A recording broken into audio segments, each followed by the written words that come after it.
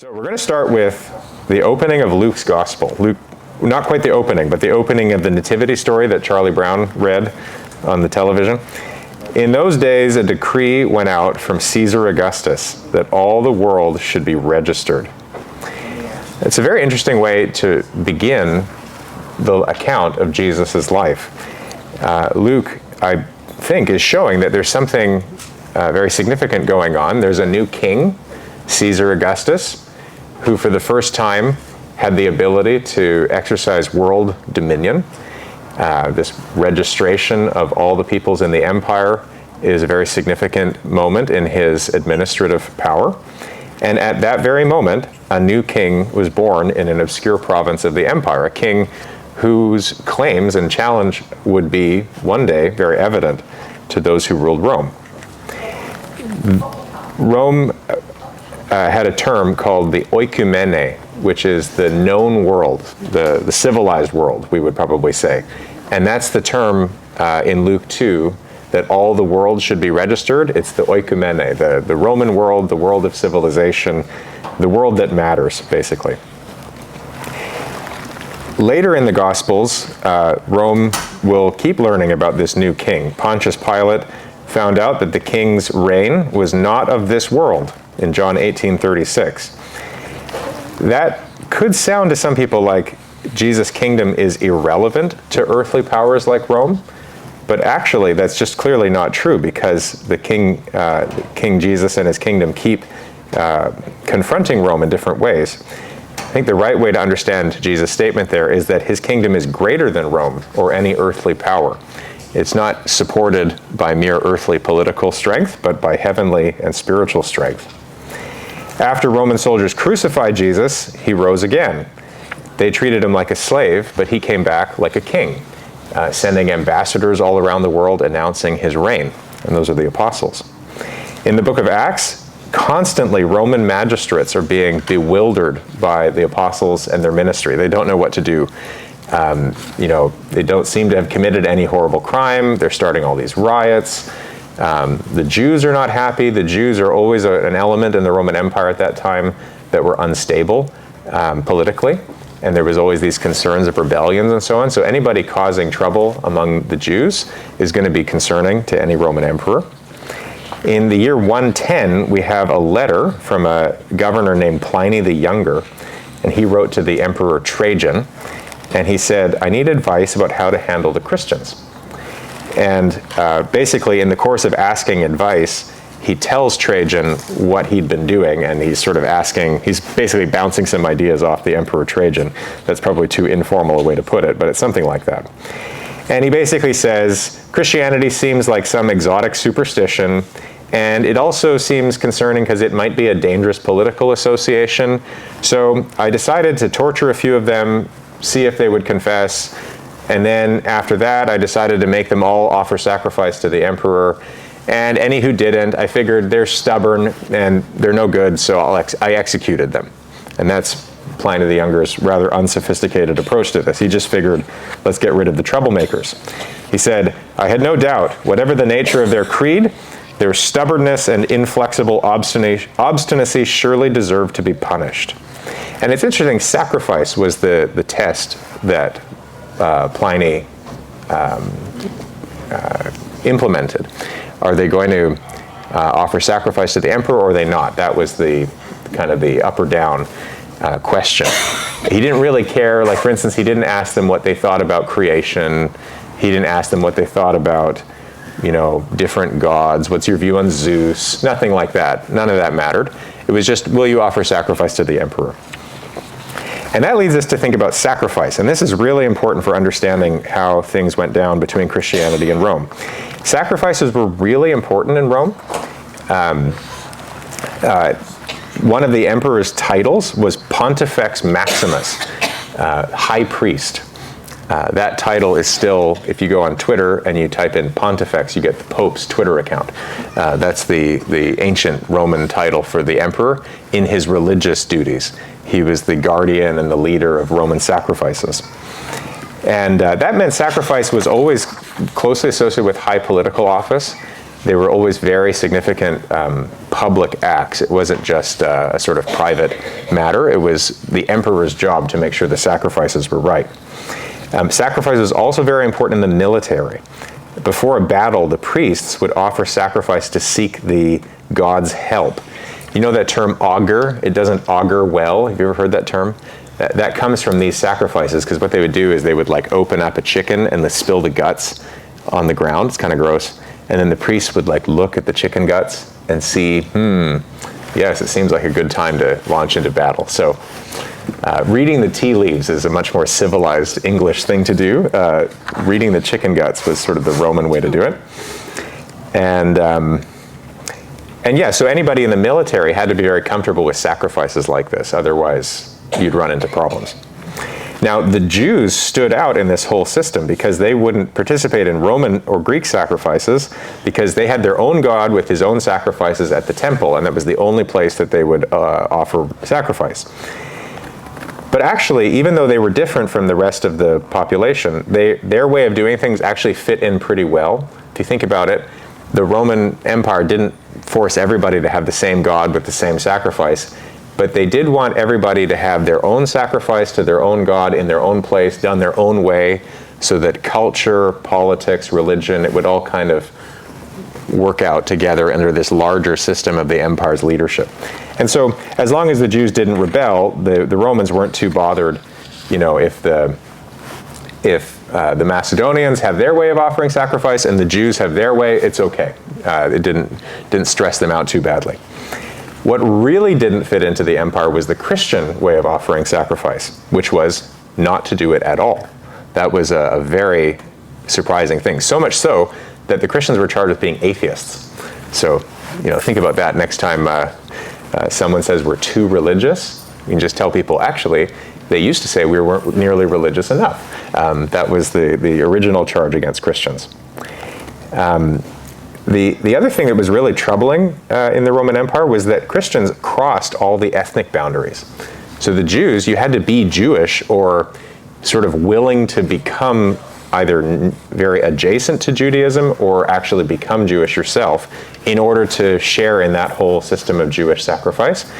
But the Christians, they had people converting from all sorts of different places and cultures and languages and people groups, and they didn't require them to change ethnicity. They just said, now, where you are, in your culture, in your language, serve the Lord Jesus Christ, who's risen from the dead. That was a very novel thing, and it disrupted this connection between culture, politics, and ethnicity and sacrifice. And that's, I think, why Pliny was saying things like, it seems like a very dangerous political association. What other agenda could they possibly have? If it's not a traditional ethnic religion, maybe they're trying to overtake the empire, which was the one institution that transcended these ethnic boundaries. So Christianity looked very threatening precisely for that reason. Now, we're pretty familiar with the idea that in the early centuries, Christians were persecuted, but it's actually good to know persecution was not constant, far from it. It was somewhat sporadic, and at times, in certain places, it was quite severe. But generally speaking, it wasn't like there was a blanket policy of persecution at all times in all places. There's two significant moments at which persecution flared up, significant for our study today. One is in the middle of the 3rd century, approximately the year 250.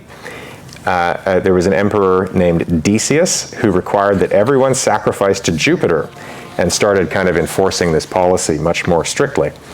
At that time, many church leaders were forced to flee, and many Christians suffered bravely. Others caved to the pressure and offered sacrifice against their conscience or turned over copies of the Bible, things like this, that were ways of escaping the persecution. Then, shortly after that, in the middle of the 3rd century, there was a massive crisis unfolding in the empire, and it's really a brutal period for the empire. Disease, poor weather, food shortages, shrinking population, growing populations outside the empire that are moving into the empire across the borders, destabilizing society, military defeats on the Persian frontier, and a series of emperors dying untimely deaths by assassination or military disaster. Really, it's a brutal period. Compared to the age of Augustus, when Caesar Augustus ruled for something like 50 years, and there was growth and stability. The middle of the 3rd century was just a terrible time. And during that time, while the empire was weakening, the Christian population was growing dramatically. And those two trends converged around a guy named Diocletian, who I shared a little bit about a couple weeks ago. He became emperor in the late 3rd century, and he was a very smart guy, and he devoted his abilities to solving the crisis of the 3rd century. He did a whole bunch of things. He appointed 3 other co-emperors to share the work of governing the empire, so now there's 4 emperors, 2 in the east, 2 in the west, sort of a senior and a junior in each place, basically.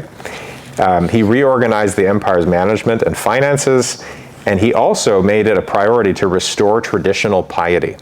So he thought the whole crisis of the 3rd century had at its root the failure to worship the old gods. That was the problem. And his solution was to be very diligent in restoring the worship of the old gods, and that meant he was very concerned about this growing population of Christians who rejected those sacrifices because they thought they were demonic. So at the start of the 4th century, Diocletian launched the worst persecution that the Romans ever brought against the Christians. He banned worship services, arrested clergy, he required everyone to offer sacrifices to the gods and to the emperor. All around the empire this happened, but some places were worse than others, and things were really bad. There's records of Christians being torn to pieces, roasted alive in fire, having an eye gouged out and a leg maimed with a branding iron. And those are just a few examples of some of the things that were done to Christians in order to enforce this policy. Things continued like that for several years. There's a lot of details, but basically 5 to 8 years under Diocletian and the next emperor Galerius in the early years of the 4th century. And at the same time, no doubt Christians were praying for deliverance, and looking back, we can see that God was providing an answer. The answer was this man, Constantine. Now, Constantine was a young soldier at the turn of the 4th century when Diocletian was unleashing this persecution. Constantine worked at Diocletian's court. He was a government official, military leader. Constantine's father was a man named Constantius. It's very confusing because everybody in Constantine's family has like the same name. It'd be like me having a son named Calvinian and my dad being Calvinius, and it's just really confusing. But anyways, his father was Constantius. Constantius was one of the 4 emperors that worked alongside Diocletian, and he was responsible for the extreme west. So France and Britain was Constantius's domain. Constantine joined his father on campaign in northern England in the year 306, and during that campaign his father unexpectedly died. And the army immediately hailed Constantine as their next emperor. This is actually a pretty common way for people to become emperors. The army basically picked them. And the good thing about this was Constantius himself and now Constantine, they were both quite different from Diocletian in their attitude to Christians. They didn't support the persecution. And so that was already a good sign. But this was a very volatile moment in Roman politics. The whole system of 4 co-emperors, as you could imagine, it wasn't holding together very well. It's pretty unstable. And almost immediately, Constantine was at war with the other Western emperor, a guy named Maxentius. And those 2 emperors and their armies met at a famous battle called the Battle of the Milvian Bridge in the year 312. Now, it's significant because Roman soldiers in these battles, as I said, were accustomed to military banners honoring the gods, sacrifices before the battle, things like that. And Maxentius's armies did all that. What was unusual was Constantine's armies saw something different happening. There were no sacrifices, the prayers had been changed, and there were new banners marked with the symbol based on Christ's name. It's the hero symbol, which is like an X with a sort of R. It looks like a P, but in Greek it's R. So it's the first 2 letters of Christ's name. That's what was on the banner. And now Constantine won the battle and assumed leadership of the Western Empire and immediately ended the persecution of Christians in his domain. And then, together with the Eastern Emperor, a guy named Licinius, who was Constantine's who was his brother-in-law, those 2 together issued the Edict of Milan in the year 313, which provided toleration for Christians in the empire. Just by the way, they didn't make Christianity the official religion of the empire. They merely provided for tolerating Christians. That's a significant detail that sometimes people miss. Licinius and Constantine shared the rule of the empire until the year 325. Their alliance didn't last long, though, and civil war erupted between them in the year 316. And for that decade in between, Constantine and Licinius had very different policies towards the church. Licinius basically went back to the norm, sort of generally negative attitude to the church with occasional persecution, though not as bad as what happened under Diocletian. And Constantine, well, he supported the church, and he did lots of things to make life a little easier for Christians. And so the East and the West were experiencing different things during that decade. But here's the question. Why was there this change? Why did things change so suddenly? We have to rely on evidence from Constantine's biographers here. The most famous of those biographers is a guy named Eusebius of Caesarea. We'll meet him later because he became a leading supporter of Arius, but he was a very prominent church leader, and as part of his prominence, he was the official biographer of the Emperor Constantine. And basically piecing things together, Constantine it seems that he had two significant religious experiences that prompted him to convert to Christ. There's a really good book that I'm basically just summarizing here. It's Peter Leithart's book called Defending Constantine. So nothing in here is really original. I'm just going to cite him now. I don't have to cite him every other sentence. But it's pretty much his interpretation that I'm sharing with you now.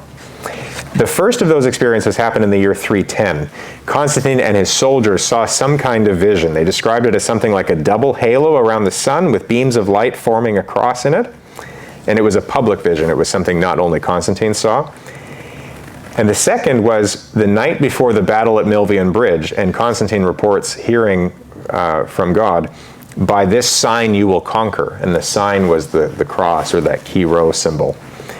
And that's pretty patchy evidence. It's probably true that Constantine knew about Christianity in more ways than just those two visions, but we can't be totally sure. Whatever happened, it's significant that the outcome was that Constantine did convert. He did start doing things differently. He changed the prayers, he changed the banners, he changed the sacrifices, he changed his policy. It wasn't like he was faking it in the long run. Those visions, it's always hard to evaluate when we hear reports of visions and things. It's always a little hard to evaluate, and there's a tendency to be very skeptical. There's also a tendency to be very skeptical of Constantine and everything about him. Especially modern historians are just really, really skeptical of him. We'll get to that in a minute, but if we piece it together, it just seems like that he had these two experiences, and then the outward fruit of it was these public changes that everybody could see. Now, Constantine, quite naturally, was pretty concerned for the church immediately. He became involved in the church's problems. And one of the problems at that time was the Donatist controversy. The Donatist controversy was a dispute about how to treat Christians who had capitulated to persecution back in the day. And this was happening in North Africa. Donatus was a church leader who said that the people who had capitulated, like turning over scriptures or offering incense to the emperor against their conscience, they could never again serve as priests. Their baptisms were invalid. They're just totally, they're totally done. And they were opposed by the other bishops, and then the whole matter came to Constantine, and he appointed the Bishop of Rome to lead a tribunal to hear their case. The tribunal ruled against the Donatists, and so they appealed to Constantine again, and he called another council in France, and that council also ruled against the Donatists, and still the Donatists wouldn't agree. So then Constantine sent in the army and tried to solve it that way, and it really didn't work. And basically that was the only time Constantine ever tried to solve anything with the army, because he soon realized it's just not going to work. And I share that bit about the Donatist controversy because it provided a template for what happened in the Arian crisis at the Nicene Council. In other words, in just a few years, Constantine had some experience. Oh, this church, it seems like they're unified, but there's actually conflict. And he had some practice at playing this role of appointing a council. He didn't try to solve it himself as if he were a theologian, but he did convene the meetings at which church leaders solved the problem. And then he did get this practical experience of, it doesn't really work to send in the army. So that all happened in the years before the Nicene Council. Now, we need to talk about what to make of Constantine. And this is really just the last thing that we'll do. We won't advance the narrative any further, but we want to talk about whether we like Constantine or not. This is a big question. I'll share with you the general answer in the modern church is no, we don't like Constantine. The general answer in the hundreds and hundreds of years before the modern church was yes, of course we like Constantine. And I personally used to think, no, I don't like Constantine. And partly by studying the Nicene Council in the 4th century, I've come around. I think Constantine's a great guy, just laying my cards out on the table. And I'm going to try and justify my appreciation for Constantine now. So here's one criticism of him. He's a hypocrite. That's one of the criticisms. Lots of historians and theologians, especially since the Enlightenment, have been very skeptical about Constantine's conversion. They have theories. You know, he converted to gain the church's political support. It would be really nice if all these Christians could support me and vote for me and help me out. It's true, too, that Constantine's personal conduct was not always blameless. There's one especially tragic episode where his wife and his son, who were to each other stepmother and stepson, they weren't blood relatives, they had an affair with each other, and Constantine had them executed. So that's a particularly notable, controversial episode. Did he do the right thing, or was he overly harsh? So that's an example of areas where Constantine's personal conduct was certainly not above criticism.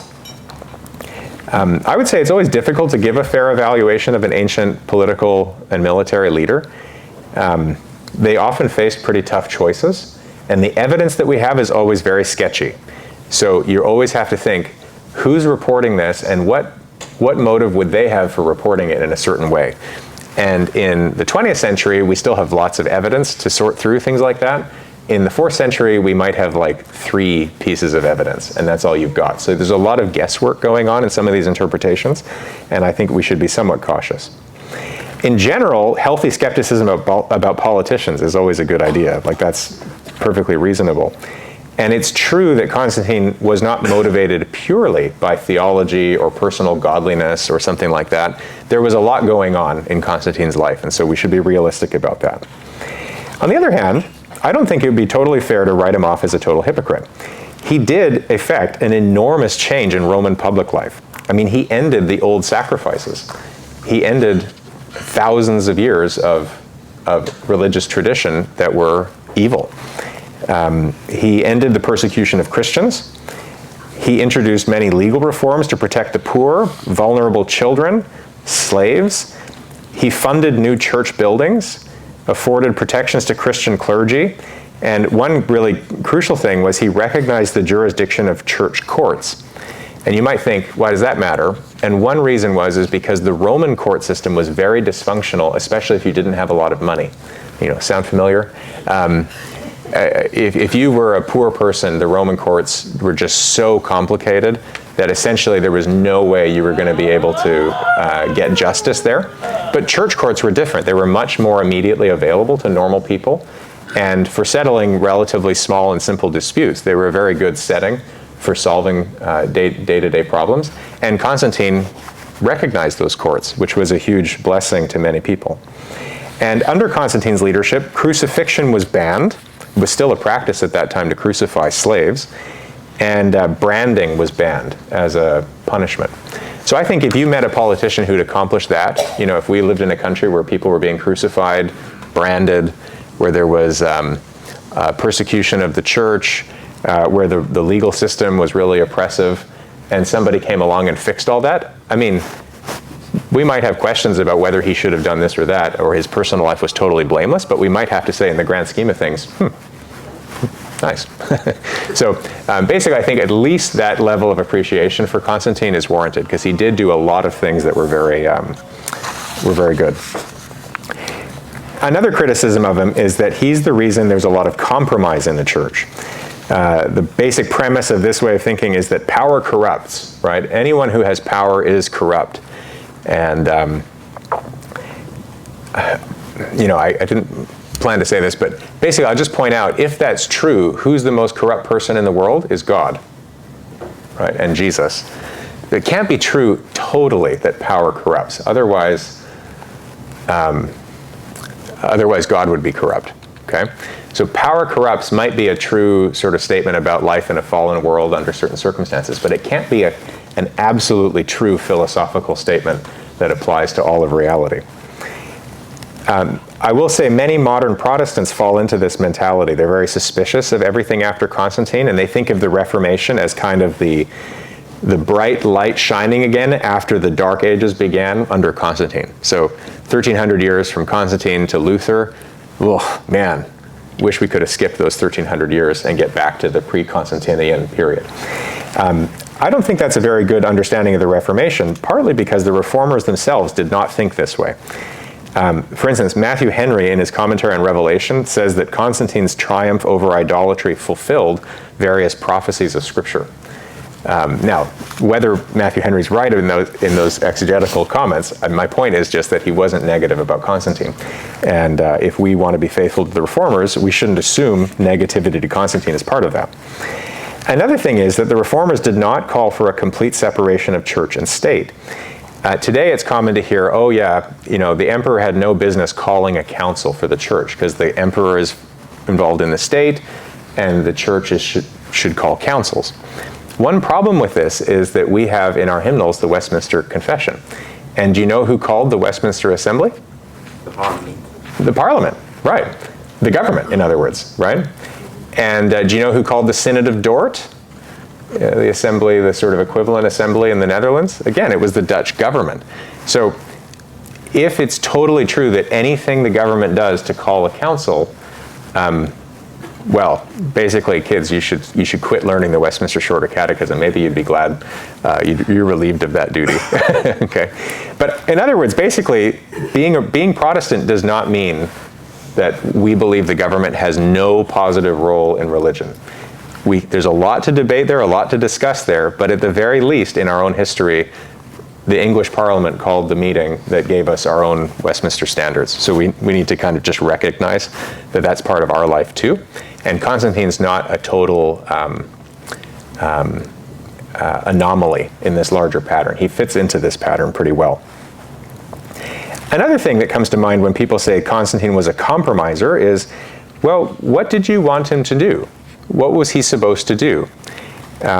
He converted to Christ, and in the unique position of being the emperor of a mighty kingdom that was opposed to God and promoting the worship of false gods, persecuting Christians, and committing all sorts of other evil. What should he have done? Should he have quit? Should he have, what do people want him to do? So sometimes I think the accusation of compromise is just a little bit unfair. Like, you got to start somewhere, right? Wouldn't it be nice to start with ending the persecution, promoting the unity of the church, changing various social problems and addressing them to be more righteous? I mean, he didn't accomplish everything, but who among us can accomplish everything that we need to do? Another thing that's important to notice about this compromise point, one of the ideas is that Constantine brought so much power and money to the church that the church got fat and lazy real quick, and they didn't have that old fire that they had under persecution. And I, again, think that's just a little bit unfair. Like, which of us do you think your Christian life would be a lot better if the government was camped outside watching whether we would worship? I mean, would that improve your Christian life? Would it help you pray? I mean, maybe, but it would also introduce problems. It would be harder to pastor people. It would be harder to preach. It would be harder to evangelize. It could help or it could hurt, and we would need to trust God's blessing in any case. But some of the people that I know of or know personally whose churches have been disrupted by persecution, they report that the churches have a lot of spiritual problems, partly because it's so difficult to minister to people effectively in that context. It's hard to get people the pastoral counsel that they need. For instance, it's hard to get regular attendance at worship. So I don't think we should totally idealize the days of persecution as the days of purity. And we shouldn't think that Constantine made things too easy. All he did was remove the legal restrictions against Christianity so that all the different religions in the empire were relatively equal in the eyes of the law. So, I mean, if people are opposed to that, then we could talk more, but I don't think we should be totally unrealistic in this idea that Constantine just turned everybody into pumpkins in the 4th century. They used to be real fiery Christians, and then they were like fat, lazy, rich people after that. I don't think it was that big of a change. spiritually fat, lazy, rich people is what I'm getting at. So that's compromise. A third one is this problem of intolerance. And this is a big one today among, I would say, progressive Christians, like basically people who say they're Christians, but they're actually progressives. What they say is that before Constantine, the church was this wonderful place of diversity. There was all sorts of different kinds of Christianity. You know, everybody got to pick what books were in the Bible. Everybody got to pick what they believed. You know, did they like Paul better or Peter? There was just wonderful diversity. That's everybody's favorite word. This, by the way, is one of those areas where our culture is totally just being led around by the nose by German scholarship in the late 19th and early 20th century. There's a guy named Walter Bauer who basically wrote a huge book with this point, that the early church was such a nice place of diversity. And people today say things like this as if it's a new and cool thought, but it's essentially just letting Walter Bauer own their mind. So that's sad. Don't let Walter Bauer own your mind, I would say. By the way, Walter Bauer thought even in the New Testament this was true, that nobody really knew what the church believed because Paul had one view and Peter had another and James had another, and the New Testament itself has no one single message. So he was pretty extreme about this, and we should be aware, anybody who's going around saying, oh yeah, the early church was full of all these diverse opinions, that way of thinking, it traces back all the way back into the New Testament and really destroys our ability to believe the Bible. So it's a significant error. But anyways, in this mindset, the way that things changed was that Constantine brought in powerful bishops who stamped out diverse opinions. They brought doctrinal precision. You know, before Nicaea, people could just have a vague personal religion without all this technical terminology, and then after Nicaea, it was all about do you have the right wording? You know, it was very stern and strict doctrinally. And then there was the fixed canon of Scripture that was also brought in, these people will say, by the 4th century. And as I've already indicated, this is just a massively flawed interpretation of the history.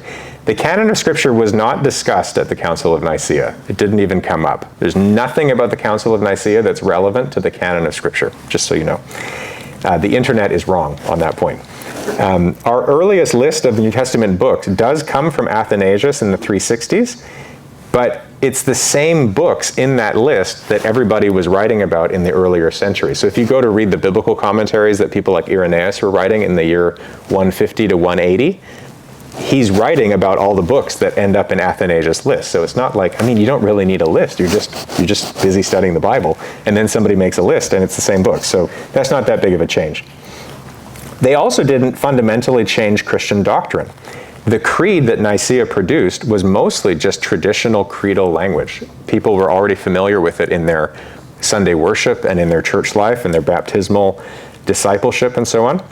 The only difference was that there were particular key terms in the Nicene Creed that were meant to address the error of Arianism. So there's this famous word homoousion, of one substance, of the same substance. That term specifically was not in creeds earlier.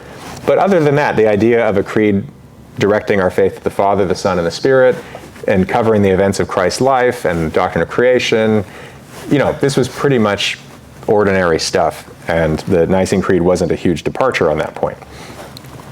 And another thing is that bishops did not become authoritative at the Council of Nicaea.